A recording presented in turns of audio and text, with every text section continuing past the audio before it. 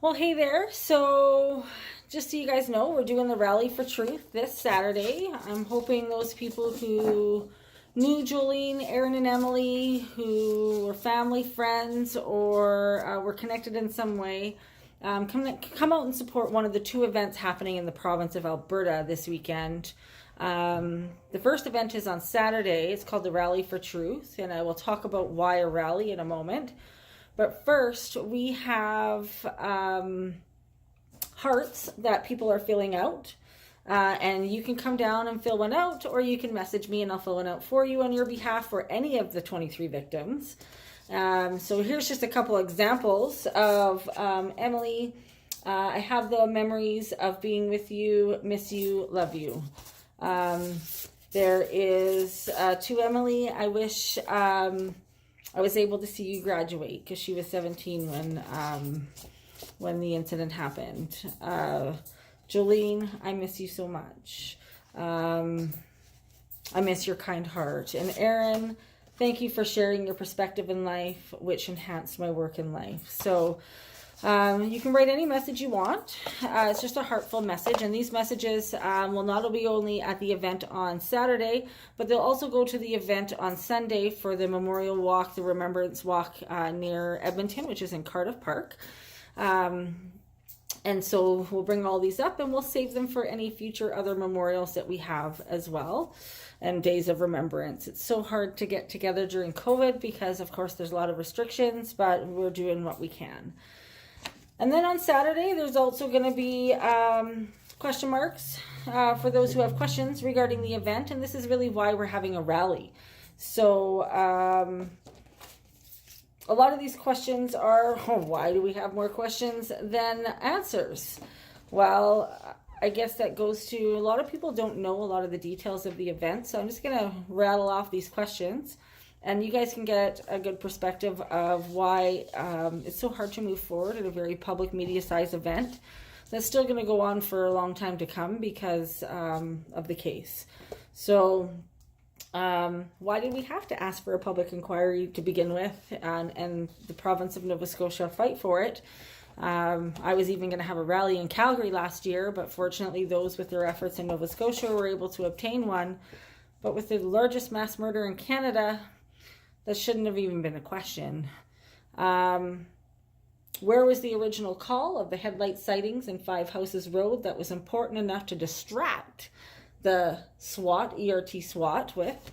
Many of you don't know that ERT was in another community looking for flashing lights. Anyways, why didn't RCMP fully investigate the reports that the shooter was making a copycat car police? Well, there was a report of someone who called in and said, yeah, this Gabriel Wortman has a police car lookalike, and that person was told they're allowed to have it on a flat deck as long as it's off the wheels. And now that report is gone and missing. So how was the shooter able to obtain an RCMP uniform to begin with? Well, you know what? Nobody should be able to obtain anything that's related to our most precious thing, which is public safety. We are seeing that actually with COVID right now. Health, public safety is the biggest thing around the world.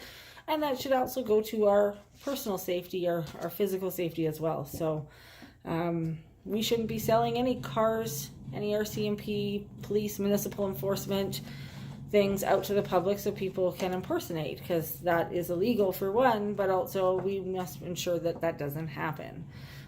They don't need the money from it, or they shouldn't. It should just be destroyed. Why didn't RCMP alert the community on other communications other than Twitter? A lot of people don't know, or if you did, that how RCMP alerted the community hours later was through Twitter, not radio, not text, emergency text, not anything. Just kind of saying that social media changes from year to year and nobody uses Twitter.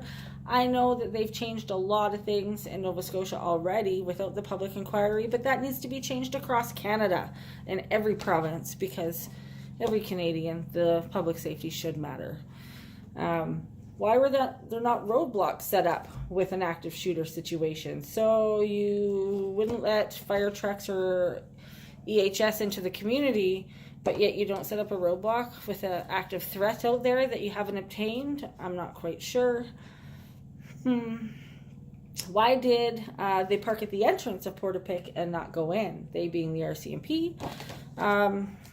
I thought your job was to go in and be the people who rescue people, but I'm not sure. I really appreciate those two officers who disobeyed orders and went in and saved those kids from the house hours later, but there needs to be more done in the future. Why did Peter Griffin and family, a known person who was in jail and paroled, why did he get a police escort out of the community that night before midnight? I don't know if many of you know, but my family was shot, brutally murdered between 10:10 and 10:40. Now, police say they were last and it was around 10:40.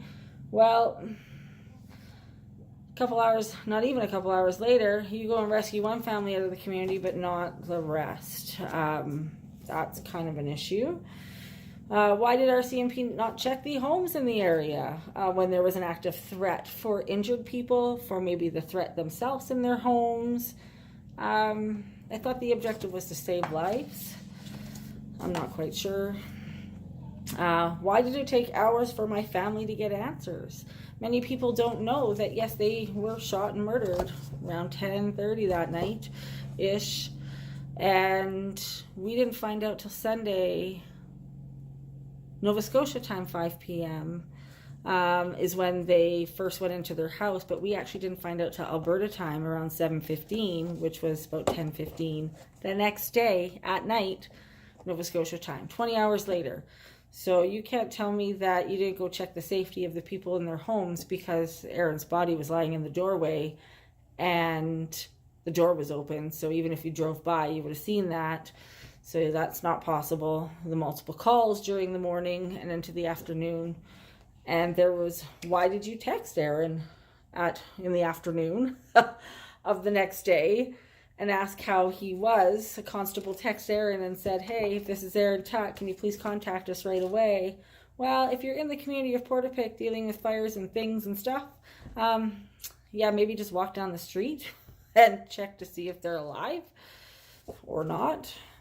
Why did the police leave the victim cells of our families, but many other families don't have their cells and they're in evidence, but our family's phones, all three of them we have, so they're not in evidence.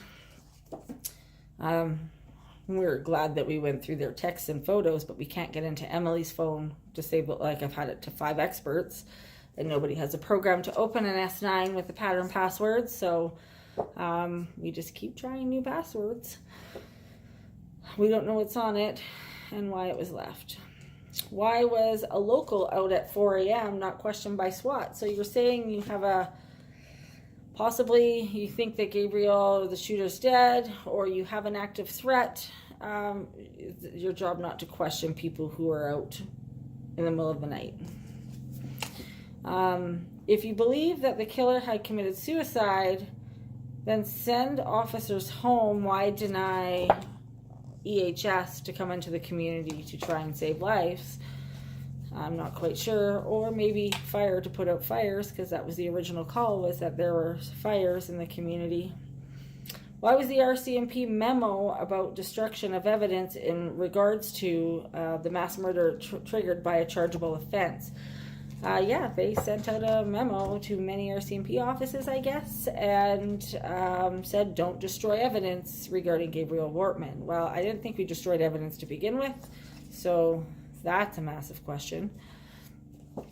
Why is the trial not until January 2022 for 2 of the accused people in the case who could be possible accomplices?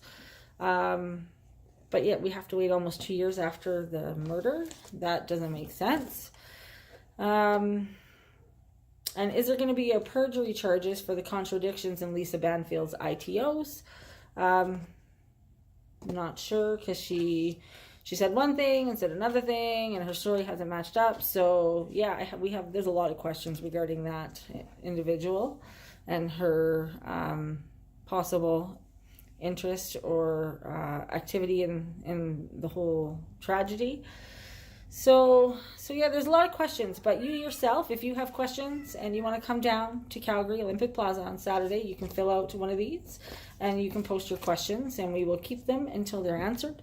Because if it was me, my family, what if it was you and your family unit?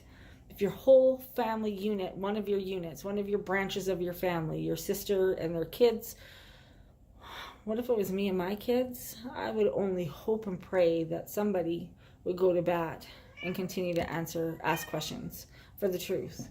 Because we can't get better without the truth. It's not about bringing back my family. They're gone. What it's about is making changes so this doesn't happen again. Because if 23 wasn't the number to stop these kind of things from happening, what is the number? We don't want that to happen anywhere in Canada to your family, mine, or anybody else's ever again. So we need to get better. But to get better, we can't get there without the truth. So let's try and get better response times for enforcement in rural areas. Let's try and get better ways to notify the public when there's a threat in their community.